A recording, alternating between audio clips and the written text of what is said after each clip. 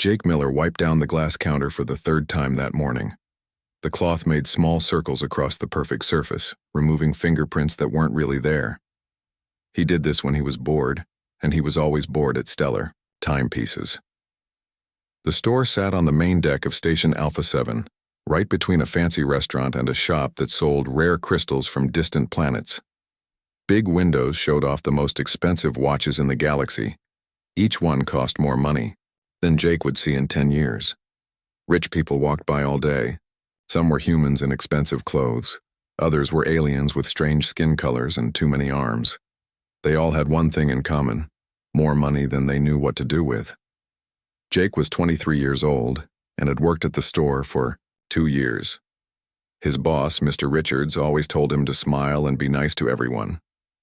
"You never know who might buy something," he would say. But Jake could tell right away who had money and who didn't.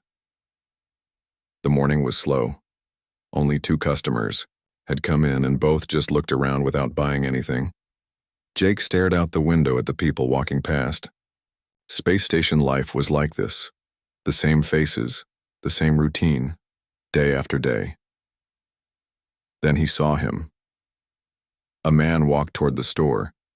He looked to be in his 50s, maybe older. His hair was dark with some gray at the sides.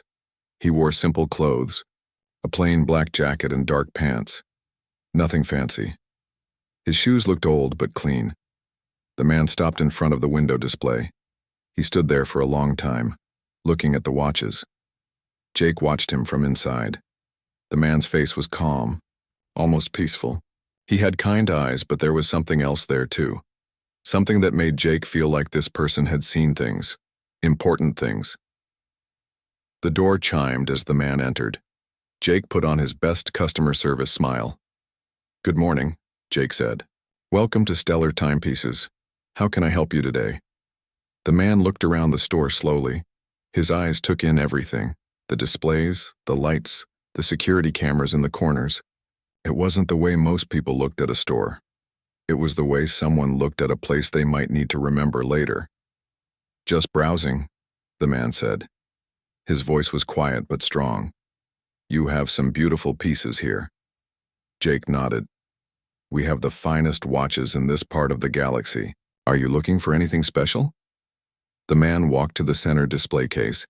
Inside sat the store's most expensive item, the Quantum Meridian. It was beautiful.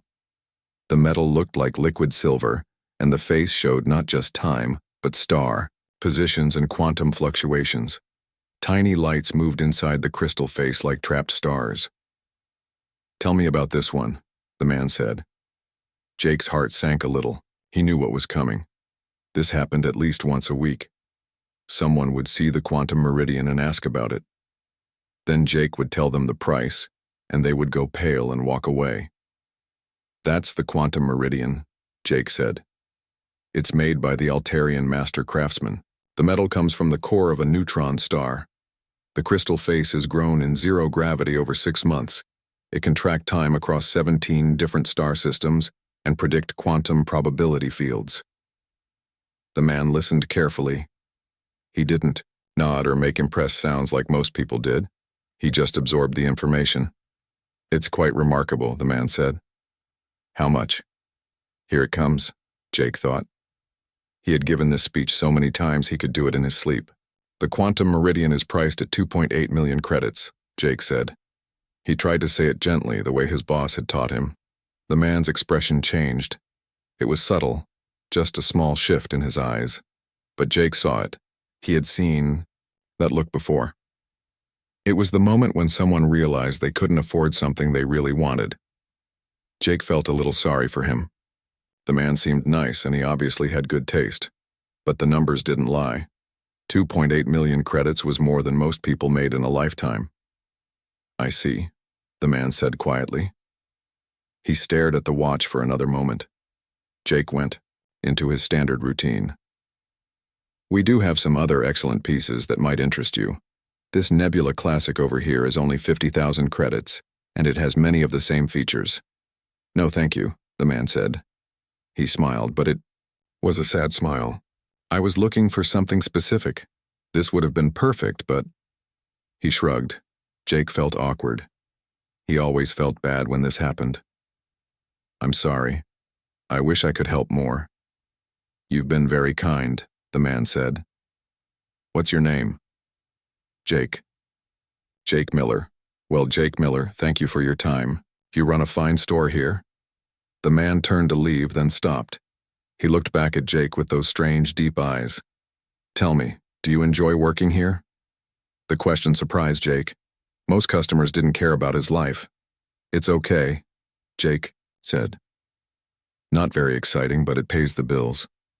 The man nodded slowly. "Sometimes the most important work happens in quiet places like this. You never know who might walk through that door."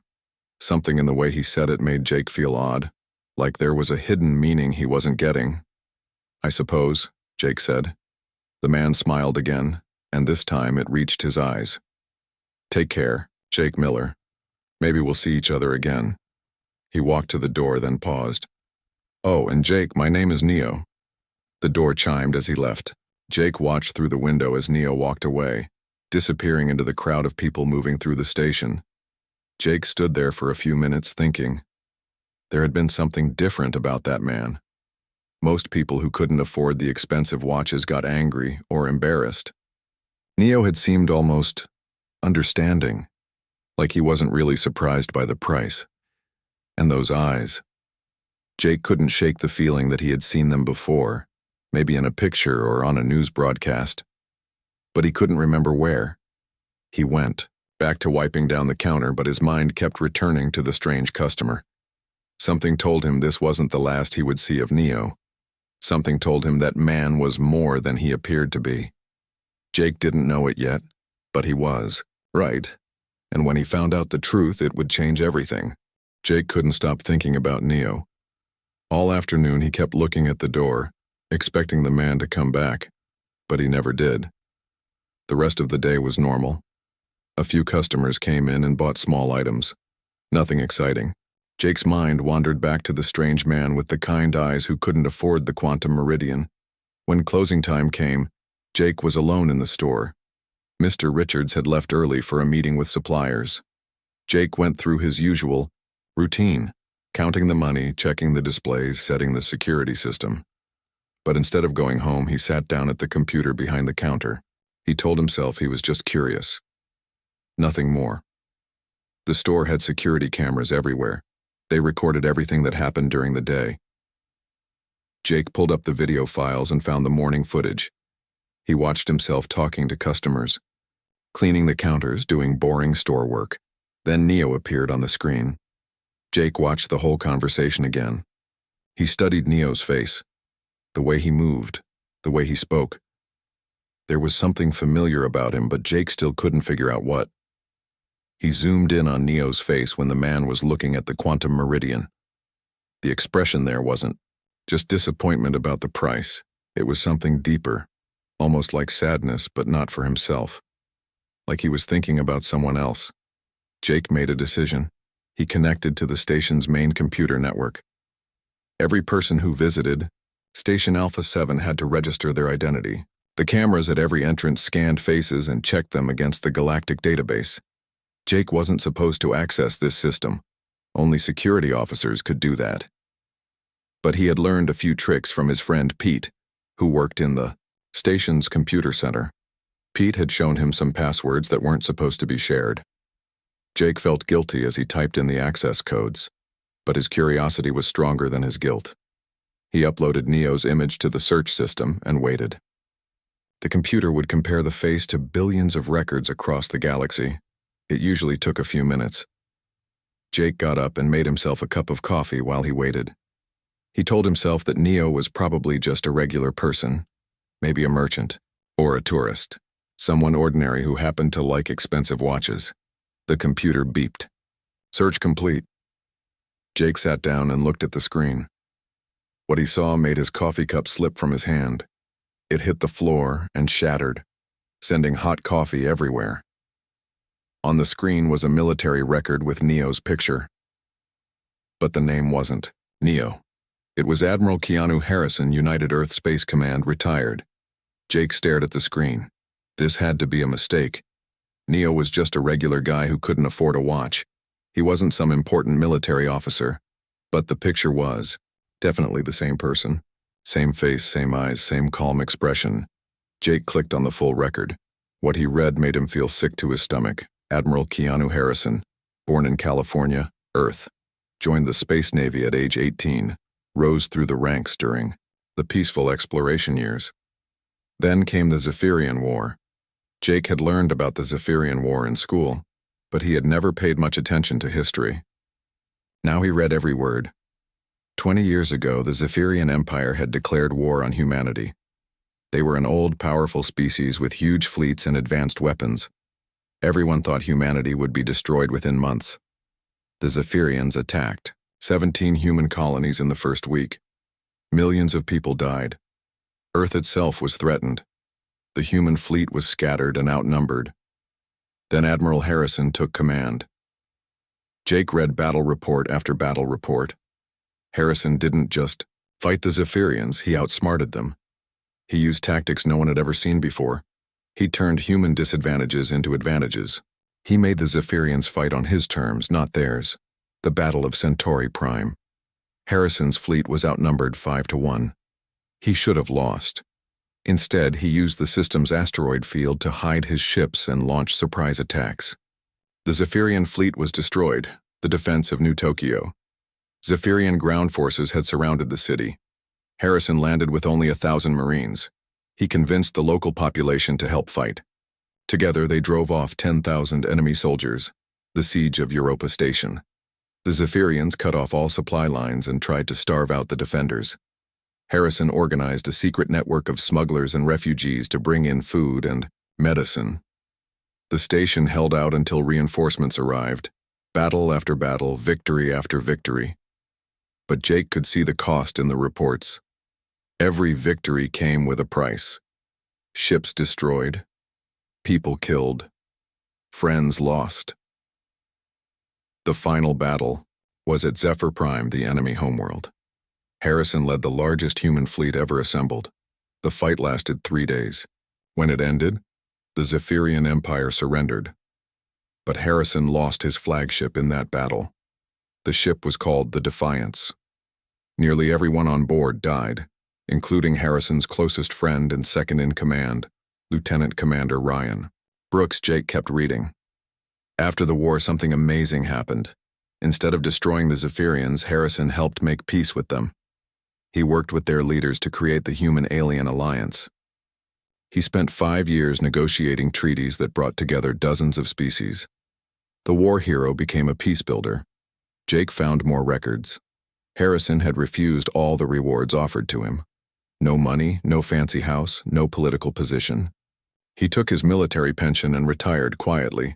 He spent his time visiting the families of soldiers who had died in the war. There were news articles about him, but not many.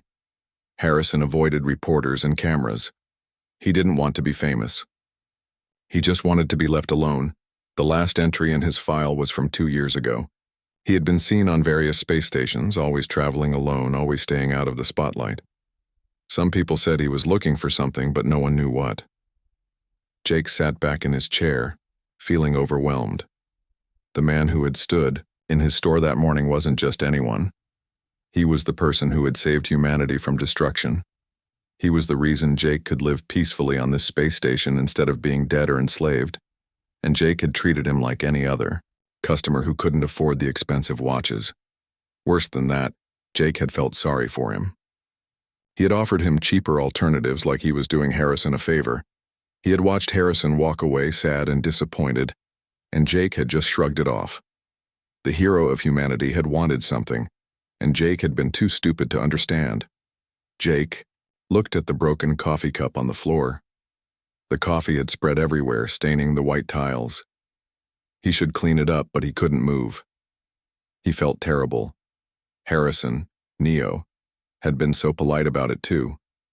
He hadn't gotten angry or demanded special treatment. He had just accepted that he couldn't afford the watch and left quietly. That was probably how he lived his whole life now. Quietly, without recognition. The man who had saved billions of lives probably had to count his money carefully before buying anything. Jake thought about Harrison's last words. Maybe we'll see each other again. Jake hoped they would, because next time, things would be different. Next time, Jake would know who he was talking to. But first, he had to figure out what to do with this knowledge. He couldn't just pretend it hadn't happened. Admiral Keanu Harrison deserved better than that. Much better. Jake barely slept that night. Every time he closed his eyes, he saw Admiral Harrison's face. The kind eyes. The sad smile when he couldn't afford the watch. The quiet way he had accepted disappointment. Jake kept thinking about all the things Harrison had done. The lives he had saved. The peace he had built. And now he was living on a small pension, unable to buy the things he wanted. It wasn't right. Jake got to work early the next morning. He couldn't concentrate on his job. Every time a customer came in, he wondered if they knew about Harrison. Did they know that one of humanity's greatest heroes was walking around the station, unrecognized and unappreciated? Around lunchtime, Jake made a decision. He told Mr. Richards he felt sick and needed to go home early. His boss didn't look happy, but he let Jake leave. Jake didn't go home. Instead, he went to the station's information center. If Harrison was still on the station, Jake wanted to find him. The information center was run by a friendly woman named Carol. She had been working there for 15 years and knew everyone on the station. "Hi, Jake," she said when he walked in. "What can I help you with today?" Jake felt nervous. He couldn't tell Carol the whole truth. "I'm looking for someone. A man named Neo. He came into my store yesterday and I think he forgot something." Carol typed on her computer. "Neo what? I need a last name." "I don't know his last name. He's about 50, dark hair with some gray. Quiet voice, nice guy." Carol frowned. "That's not much to go on. Do you know what kind of room he's staying in?" "No, but he seemed like he doesn't have a lot of money. Probably somewhere cheap." Carol searched her records. "I have 3 people named Neo staying on the station right now. One is a Zephyrian trader. One is a young woman from Mars. The third is a human man in Sector 7. Sector 7 was the cheapest part of the station. Small rooms, basic services." Jake's heart sank. The man who had saved humanity was staying in the worst part of the station. "Can you tell me his room number?" Carol shook her head. "I'm not supposed to give out that information, but I can tell you he's in Building C if that helps." Jake thanked her and left. Building C was a long walk from the main commercial area. Jake had never been there before. He had heard it was pretty run down. When he got there, he understood why it was cheap. The buildings were old and needed repairs. The hallways were narrow and poorly lit. Everything looked tired and worn out. Jake didn't know which room Harrison was in, so he started looking around. He walked through the halls hoping to catch a glimpse of the man he was looking for. After an hour of searching, Jake was ready to give up. Then he saw something that made him stop. Through a window, he could see a small garden area behind the buildings. There was a wall there made of black stone. People were standing in front of it looking at something. Jake went outside to get a closer look. As he got nearer, he could see what was on the wall. Names. Thousands of names carved into the black stone. Above them, words were written in large letters. In memory of those lost in the Zephyrian War. It was a memorial wall. Jake walked closer. The names were organized by ship and unit. He could see sections for different battles. Centauri Prime, New Tokyo, Europa Station. Each section had dozens of names. And there, standing quietly in front of one section, was Harrison. Jake stopped walking. He didn't want to disturb the man. Harrison was looking at a section labeled UES Defiance, Final Battle. The names there were different from the others. Instead of just listing rank and name, each one had a small description. Died saving the engine room. Gave his life to protect the bridge. Last seen helping wounded crewmates. Harrison was reading every name. His lips moved slightly as he read, like he was saying each name out loud. When he got to one name near the top, Lieutenant Commander Ryan Brooks, 2nd Officer. He stopped for a long time. Jake remembered that name from the records he had read. Ryan Brooks had been Harrison's best friend and second in command. He had died when the Defiance was destroyed. Harrison reached out and touched Brooks's name on the wall. His hand stayed there for several seconds. Then he moved on to the next name. Jake watched for 20 minutes. Harrison read every single name in the Defiance section. He knew them all. These weren't just names to him. They were people he had worked with, fought with, cared about. When Harrison finished reading, he stood quietly for a few more minutes. Then he turned and walked away. He didn't see Jake, who was hiding behind a tree. Jake stayed by the memorial wall after Harrison left. He read the names too, but they didn't mean the same thing to him. To Jake, they were just words carved in stone. To Harrison, they were friends who had died under his command. Jake started to understand something. Harrison wasn't just a war hero. He was a man carrying the weight of everyone he couldn't save. All those victories Jake had read about came with a price. Harrison had paid that price, and he was still paying it. Jake walked back toward the main part of the station thinking hard. He had wanted to approach Harrison to apologize for yesterday, maybe to offer him the watch for free. But now he realized that wouldn't be enough. Harrison didn't need one person's apology. He needed recognition. He needed people to remember what he had done and what it cost him. But how could Jake make that happen? He was just a store clerk. He didn't have money or power or influence. Then Jake remembered something his grandfather had told him once. You don't need to be important to do important things. You just need to care enough to try. Jake started forming a plan. It was crazy, and it probably wouldn't work. But he had to try. He went back to the information center. Carol was still there. Carol, can I ask you something? How many humans live on this station? About 50,000, I think. Why? Do you know how to send a message to all of them at once? Carol looked confused. You mean like a station-wide announcement? Only the commander can do that. What about email? Or the message boards? There are community message boards in every sector, and the resident database has email addresses. But again, I'm not supposed to give out that information. Jake thought for a moment. What if I told you this was about honoring a war hero? Carol's expression changed. What kind of war hero? Jake took a deep breath. The kind who saved all our lives. Carol studied his face. She must have seen something there that convinced her he was serious. I can't give you the database, she said slowly. But if you write a message, I might be able to help you send it to the right people. Jake smiled for the first time since yesterday. Thank you, Carol. You might be helping to do something really important. What exactly are you planning, Jake? Jake looked back toward Sector 7, where Harrison was staying in his cheap room, carrying his heavy memories alone. I'm going to remind people what heroes look like, Jake said. And I'm going to make sure this one gets the recognition he deserves. Jake spent 2 hours writing his message. He wrote it, deleted it, and wrote it again. How do you tell people that their greatest hero is living quietly among them? How do you ask for help without sounding crazy? Finally, he wrote something simple and honest. My name is Jake Miller. I work at Stellar Timepieces on main deck. Yesterday I met a man who wanted to buy an expensive watch but couldn't afford it. Today I found out that man was Admiral Keanu Harrison. Yes, the Admiral Harrison who saved us all during the Zephyrian War. He's here on our station living quietly in Sector 7. He doesn't want attention or fame, but I think we owe him something better than being ignored. If you agree, please reply to this message. Carol read it over his shoulder. Are you sure about this? Admiral Harrison really lives here?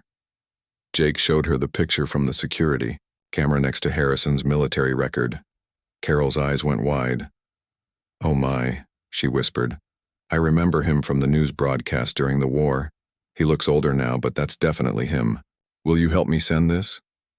Carol nodded slowly. This is important. I'll send it to every human resident on the station. But Jake, are you ready for what might happen? If people believe you, this could get very big very fast. I hope it does, Jake said. Carol sent the message to 50,000 people. Then Jake went home to wait. He didn't have to wait long. The first reply came within an hour. It was from Dr. Lisa Wong, who worked at the station hospital. Jake, if this is true, then Admiral Harrison is the reason my daughter is alive. The medical technology we use in pediatric surgery came from the peace treaties he negotiated with the Altarians. Without those treaties, we wouldn't have the equipment that saved Emma's life 3 years ago. What can I do to help? The second reply came from engineer Pete Johnson, Jake's friend in the computer center. Dude, are you serious? Harrison is here? My whole family would be dead if not for him. The mining disaster on Titan Station was stopped, using emergency protocols based on his military tactics. I'm in. Whatever you're planning, count me in. More messages started coming. Lots of them. Captain Sue Martinez wrote from the docking bay. Admiral Harrison trained my first commanding officer. Everything I know about leadership came from his teachings, passed down through the chain of command. I owe my career to him. Teacher Ben Foster wrote, I teach history to station children. Harrison's peace negotiations created the educational exchange programs that brought alien knowledge to human schools. Our kids are smarter because of what he did. Shop owner Maria Santos wrote, My restaurant serves food from 12 different worlds because Harrison made trade possible between species that used to hate each other. He didn't just win a war, he built a better galaxy.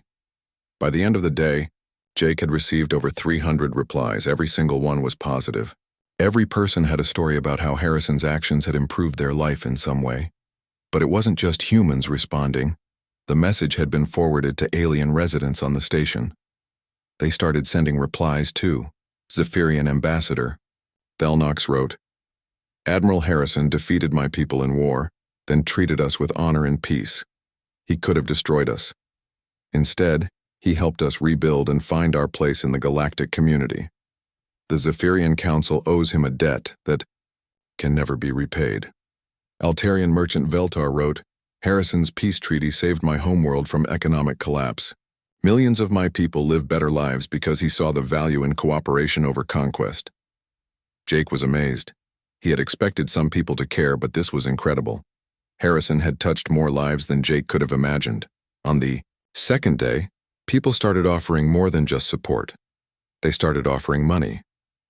Dr. Wong wrote, I want to contribute 5,000 credits to whatever you're planning.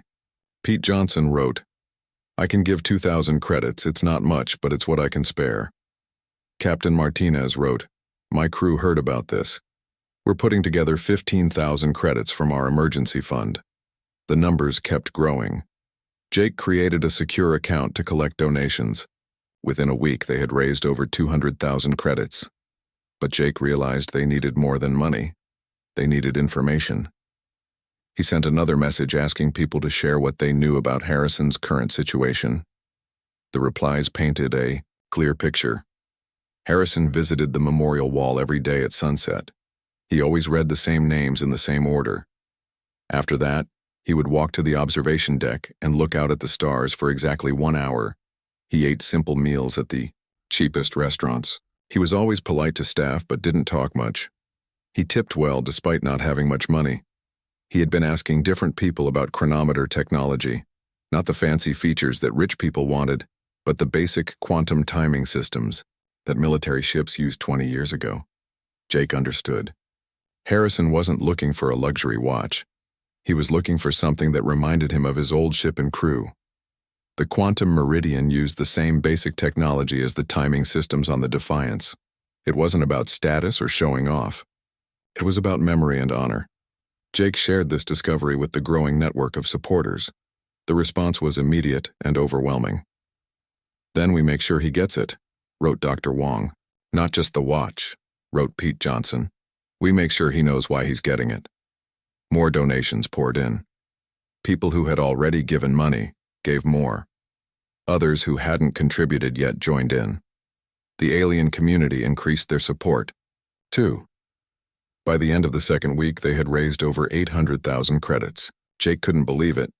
They had enough money to buy the quantum meridian twice over. But Carol came to him with an even bigger surprise. Jake, I've been getting calls from other stations. Word is spreading through the human colonies. People want to contribute to this even if they don't live here. How is word spreading that fast?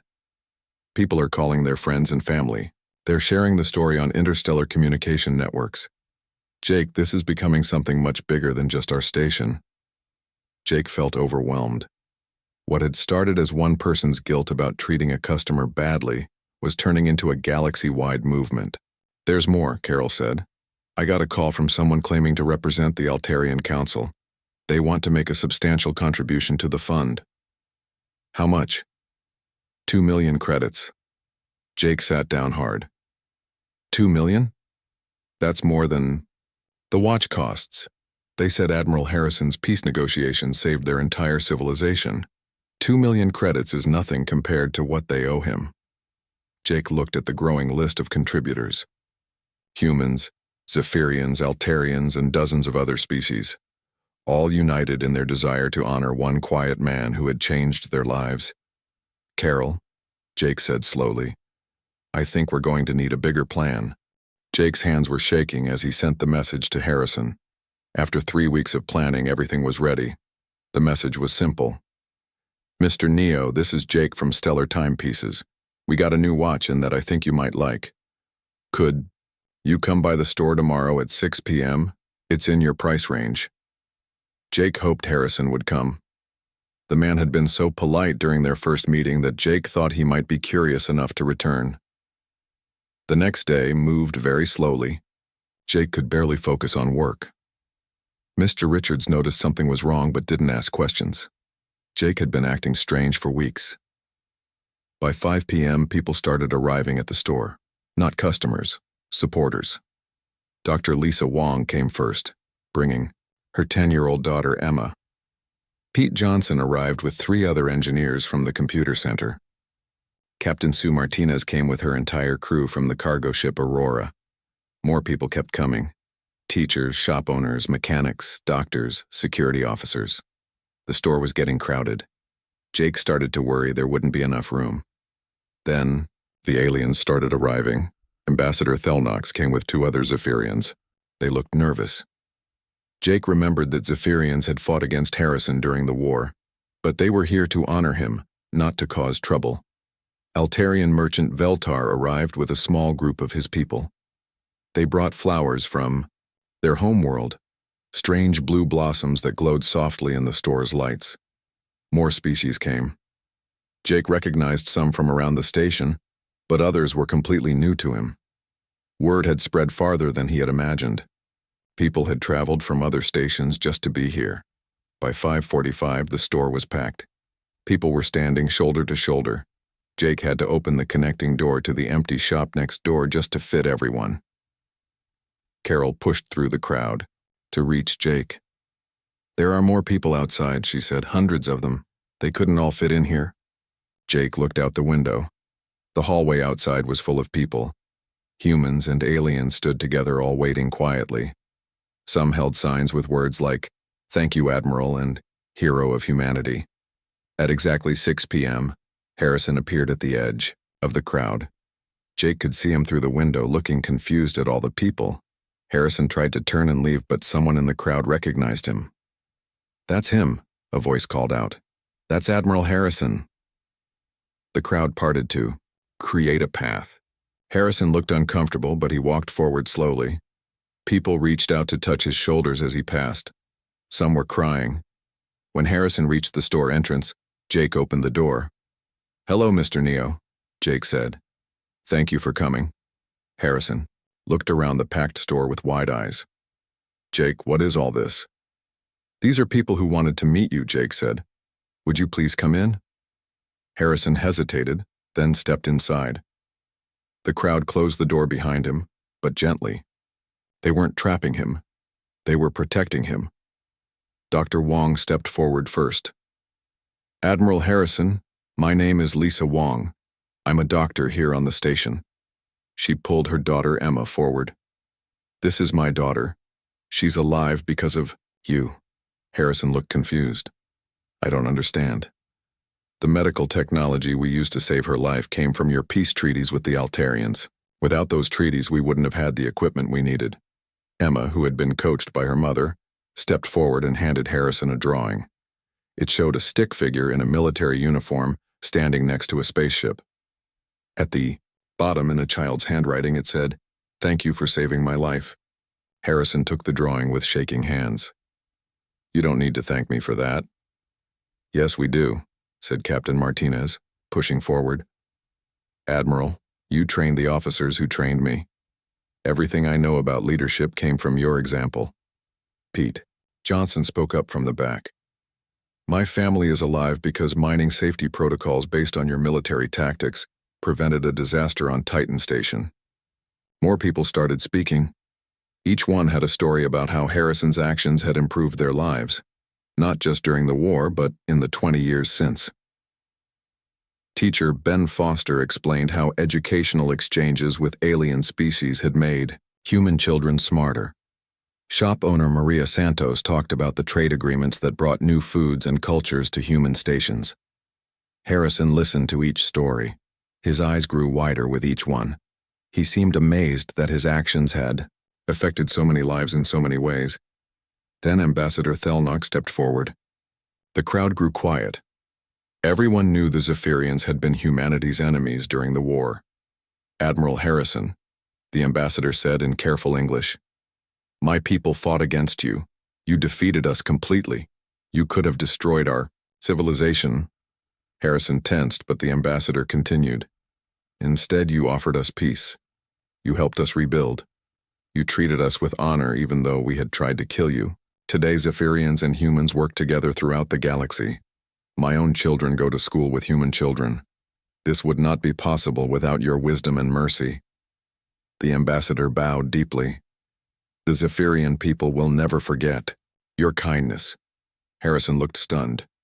"I did what anyone would have done." "No," said Altarian merchant Veltar, stepping forward. "You did what only a great leader would do. You saw that peace was better than revenge. You chose to build rather than destroy." Jake knew it was time. He walked to the center display case and carefully lifted out the quantum meridian. The crowd grew silent. "Admiral Harrison," Jake said. "3 weeks ago you came into my store and looked at this watch. I told you it cost too much money. I was wrong." Jake held up the watch.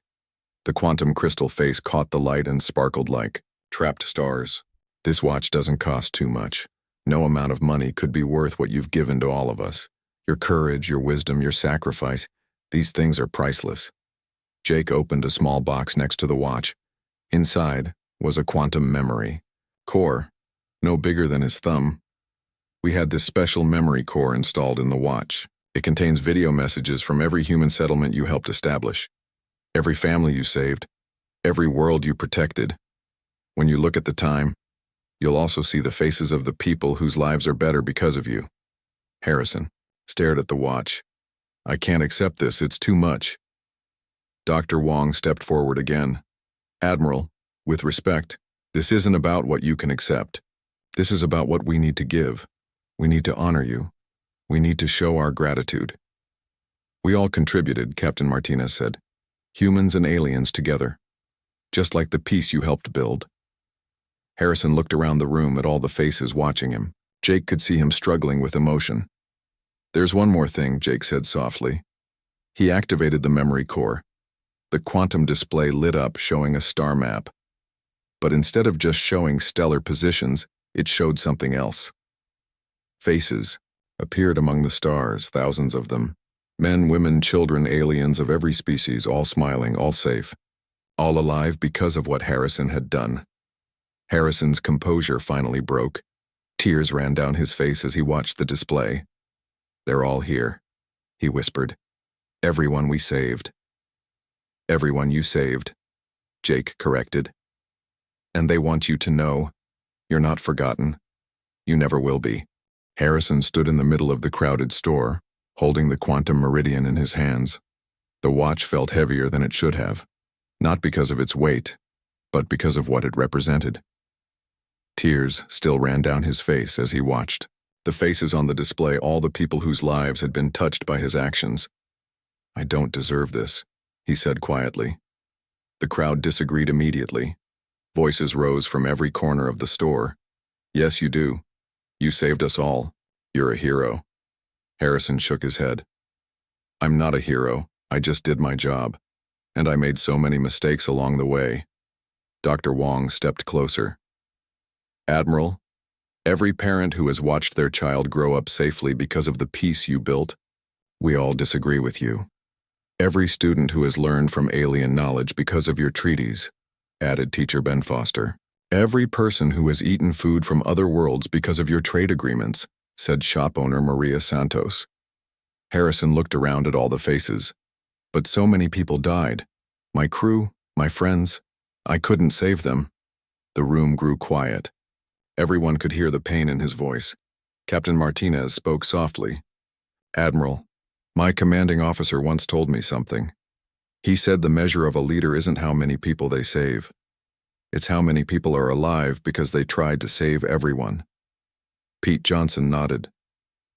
My grandfather died in the Battle of Europa Station, but he always said he was proud to serve under you. He knew his sacrifice meant something because you made sure it did.